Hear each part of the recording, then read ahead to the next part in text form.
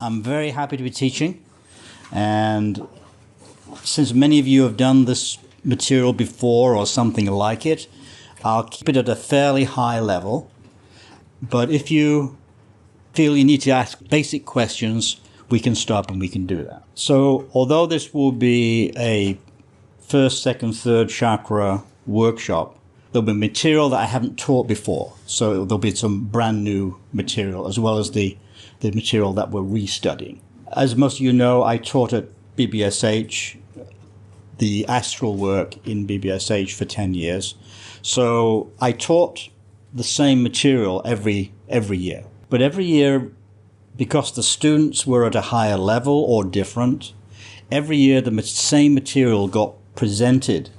At least the intention was to bring up the level. So to help you make sense of it, because you're getting it through translation, I'll audio record everything. And also we have video cameras, I hope. And if you're like myself, going over recordings, going over transcripts of material again 2-3 times really helps absorb things. You don't have to get it all in the first thing. Most important of all, though, is to make the work we do this week and next week practical for you. Something you can use either for your self-healing or for working with clients. And the classes will go as always. In the morning, there'll be a lecture, there'll be a demonstration, then we go for lunch, and then you do work together. Let's begin with just a few words. Not everyone has to speak, just to get a sense of how the relational energy therapy is going. Cord work, astral work. I'm curious to hear from you how it's going for you. Okay, yes, very important, yes. So attachment to another human or attachment to some or to another a spirit? human, parents. Parents. Okay, so basic attachment. Yes, basic. Anyone else want to throw in? She had a sense, when you keep doing it, you actually go something beyond that and almost reaching the consciousness of the nation or something. Private heritage. A cultural connection. Yeah, because if you keep doing it, eventually it becomes bigger and bigger and bigger. Right. Or do we work with it in relational energy healing? I mean, there is a cultural soul to each country. Folk soul. Yeah. So, and you see it when you as Japanese people go, let's say here, you can see the difference with the Thai people. Their group soul is different. Yes, they are Asian, but they have their own qualities. So a practical application of your question is, if you're working with a client from a different country than Japan, you'll get connected to that country's group soul. And it may apply since Japan is made up of many islands, has Hokkaido, it has different places. Probably, I would imagine, each part of Japan has its unique soul. Osaka being different from Tokyo and so on. It's the same in England, in that I'm from a northern part of the country, but although England's small, there are many, like Wales, Scotland, Ireland. Even though it's a small area, there are different cultural connections. So the practical application of this is when you work with a client, even in Japan, to know where they were born, where they were raised, what was the cultural impact of them, so that when you start doing cord work, you get a sense of where you're going. And with cord work, with astral work, you don't need much information. You don't need to be like the internet and know everything about the person's place of origin.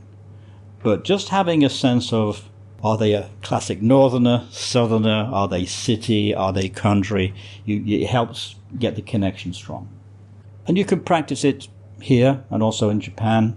You can practice it when you do the cord work here.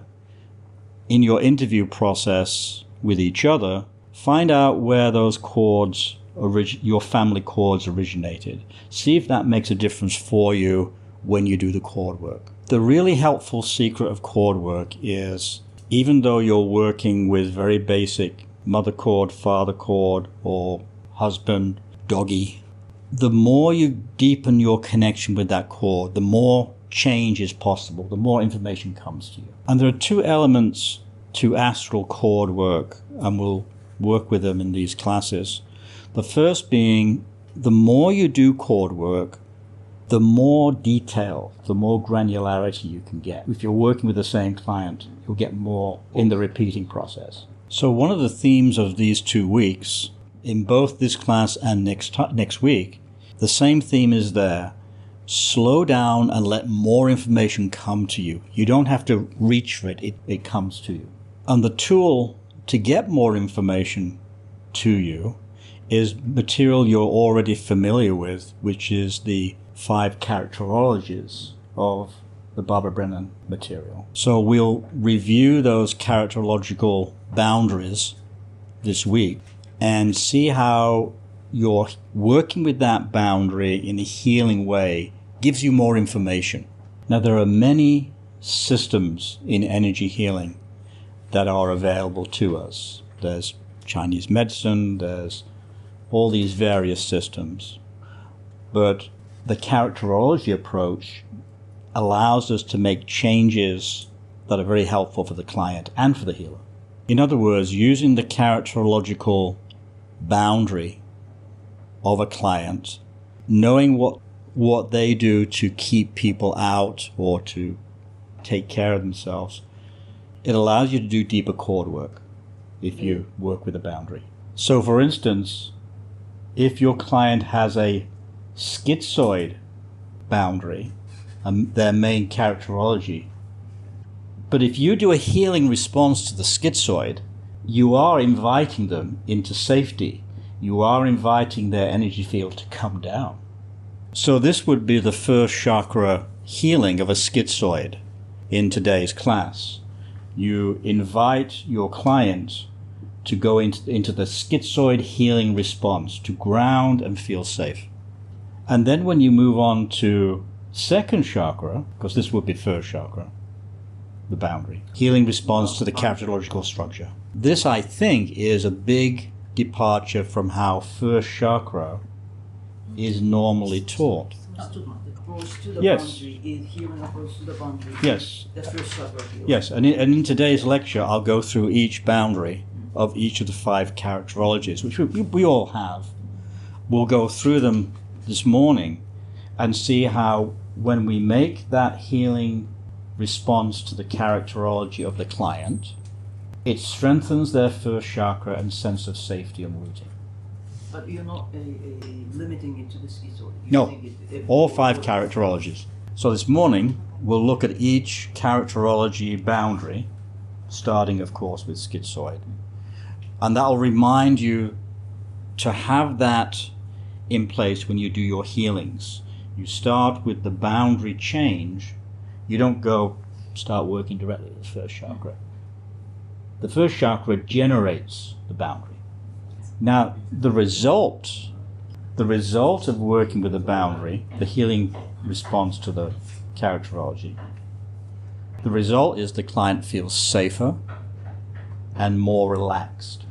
And then, when you go to the cord, then when we do tomorrow, second chakra cord, and then third chakra cord, you've prepared a space with the boundary work for the cord healing to be very effective.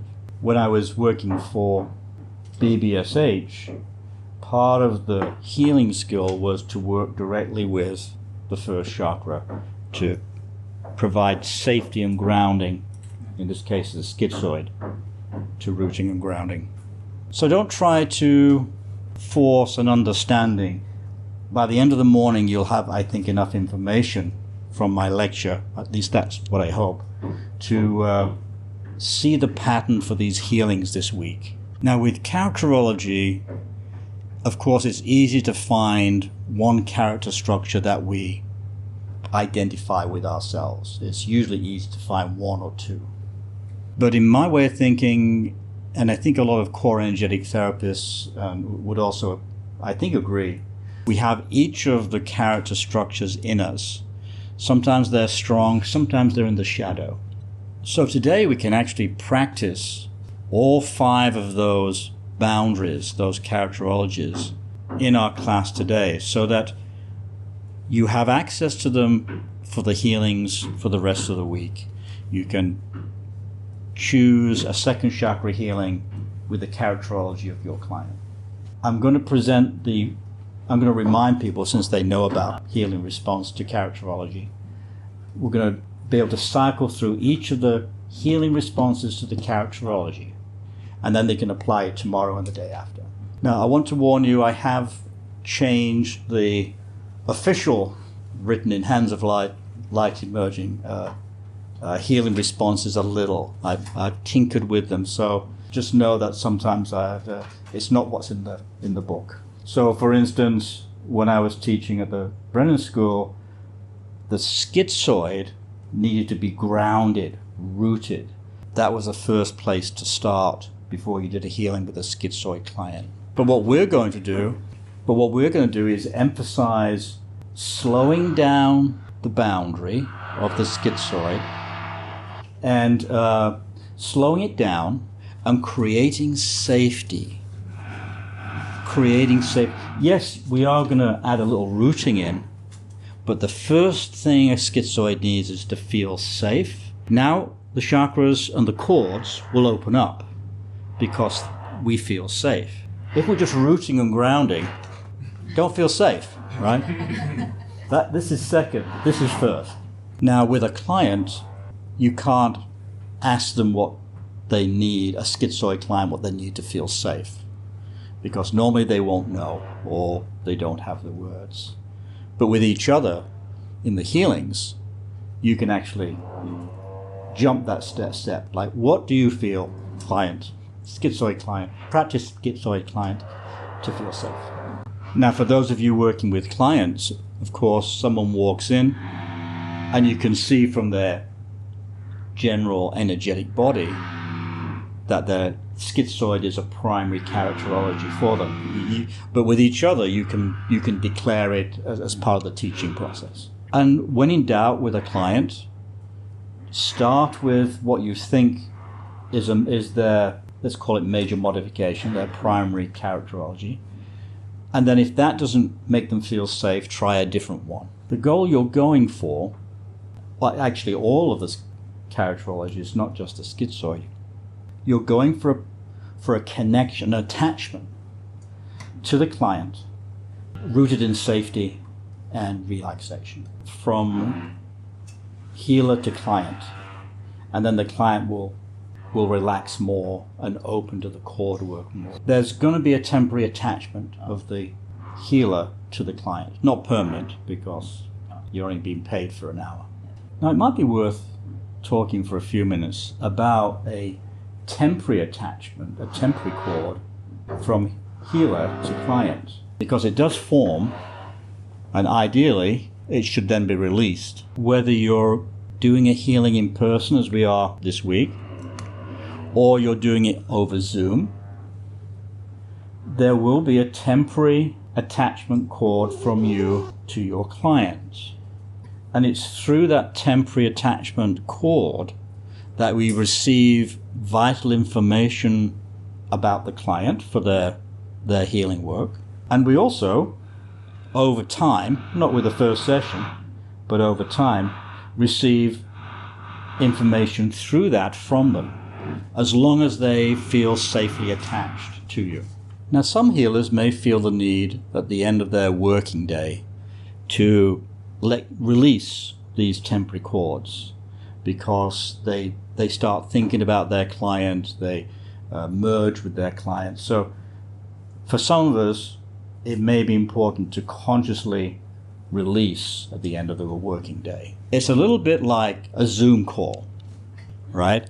So right now we're connected. We have a temporary connection with wonderful students in Japan. And there's energy flowing, there's information flowing. Yeah. But if we forget to turn off the Zoom at the end of the session, yeah, you want to go and drink your wine and play with your dog, yeah. If you leave the Zoom on, it's the same thing as leaving the cord open.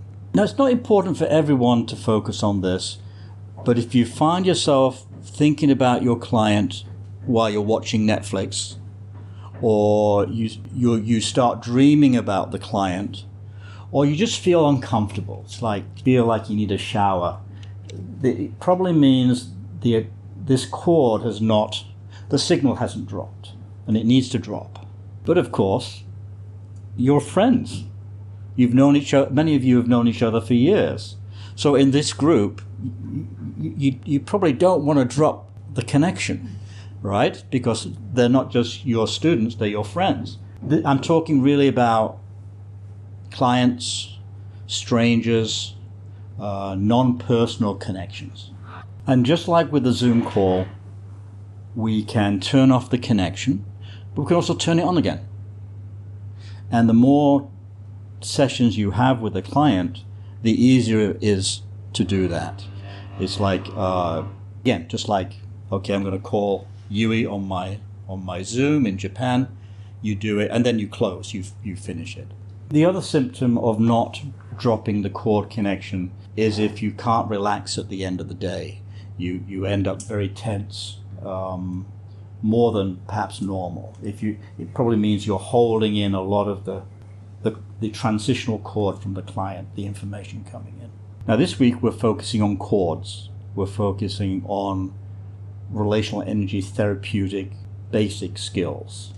But next week in the astral, this will also apply. It will also apply in next week's astral healing. So for instance, if I'm working with a spirit guide, which we all have, and yes, I'm here. Spirit guide is here. When I'm working, there's also a connection, either through the cord or maybe connecting to the boundary in some way.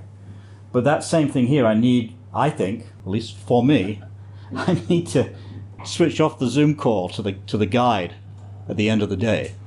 You start with, and it's related to what is attachment theory, right? You start with what we call basic attachment. So basic attachment is the very safe connection we have with the mother that allows us to relax into our body as babies and then start the developmental process. Basic attachment is an attachment to a mothering figure, because there are orphans that have to attach to nurses. That has to be in place before the rest of the developmental cycle can healthily build. So you remember me saying earlier that in the Barbara Brennan system, you start with the rooting and grounding into the earth, yeah? So I'm saying start with safety, and then this rooting is to the earth mother. It's to the feminine connection with the earth, which is that basic attachment also. Is that the general or for the all? I think for all of us, because this is birth mother, second chakra is birth mother, earth mother, birth mother. Feminine presence in the planet, first chakra, basic attachment. Second chakra is to the birth mother or another figure. This is basic attachment that stabilizes the emotional body. And it doesn't matter what the earth mother connection is for a client, because it can be a feminine deity, it can be Gaia, it can be the goddess, but it has to be feminine. It's not a masculine, do what you're told connection. What you're doing is deepening the sense of safety for someone, well, actually for anyone, not just this, because everyone, this is a very human, this is what the basic attachment's about.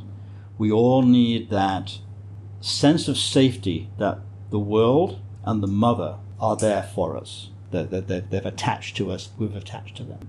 Usually a physical place helps. So you went to Chartres Cathedral, right? No, at the Lourdes. Lourdes, right? Very feminine earth energy. There's usually water involved, flowing water, a river, the feminine aspects of Gaia, the planet, that allow, if you have a place like that you know, Chalice Well, right? Chalice Well is a perfect example. It's an opening to the feminine, usually includes flowing water, and is like a garden around it. Okinawa, right? That same kind of feminine depth. But it's going to be different for each person, so the healer has to find her or his option, preference. So you said it helps, but that means for the healer.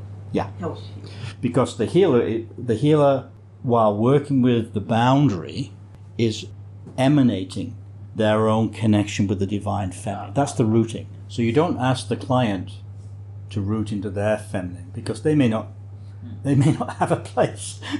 You, the healer, root into your feminine rooting. You bring that to the boundary work. So first, safety. Secondly, grounding with the divine, with the feminine, because that's the basic connection we all need to grow in a healthy stage sequence. You can have something in your healing room that reminds you of that feminine Gaia place. I have statue of Kuan Yin. You can have a plant. You can have a picture of a deity that you admire, the Earth Mother. And I have to have this in place before I go to second chakra, mother cord, connection to the mother.